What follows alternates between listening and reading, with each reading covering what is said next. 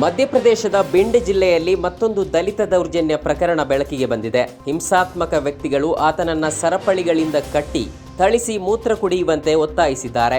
ಸಂತ್ರಸ್ತ ಮೂವರ ವಿರುದ್ಧ ಪ್ರಕರಣ ದಾಖಲಿಸಿದ್ದಾರೆ. ಪೊಲೀಸರು ಎಲ್ಲ ಆರೋಪಿಗಳನ್ನು ಬಂಧಿಸಿದ್ದಾರೆ. ಸಂತ್ರಸ್ತನನ್ನ ಗ್ಯಾಂಗ್ ಸಿಂಗ್ ಜಾಧವ್ ಎಂದು ಗುರುತಿಸಲಾಗಿದೆ. ಆತ ಅಜ್ಜುದ್ದಿಪುರ ನಿವಾಸಿಯಾಗಿದ್ದು ಗ್ವಾಲಿಯರ್ನ ಡಿಡಿ ನಗರದಲ್ಲಿ ಬೊಲೆರೋ ಚಾಲಕನಾಗಿ ಕೆಲಸ ಮಾಡುತ್ತಿದ್ದಾರೆ.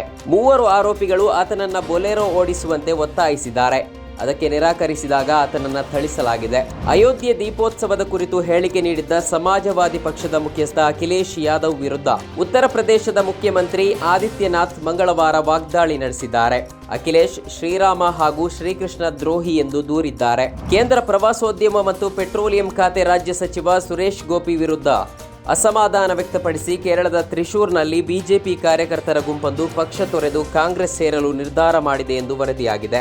ತ್ರಿಶೂರ್ ಉಪನಗರದಲ್ಲಿರುವ ವರಂದರಪಳ್ಳಿಯ 4 ಬಿಜೆಪಿ ಕಾರ್ಯಕರ್ತರು ಸುರೇಶ್ ಗೋಪಿ ಆಯೋಜಿಸಿದ್ದ ಕಳಿಂಗು ಸಂವಾದದಲ್ಲಿ ಸುರೇಶ್ ಗೋಪಿ ಅವರ ವರ್ತನೆಯ ಬಗ್ಗೆ ಅಸಮಾಧಾನ ವ್ಯಕ್ತಪಡಿಸಿ ಪಕ್ಷವನ್ನು ತೊರೆದಿದ್ದಾರೆ.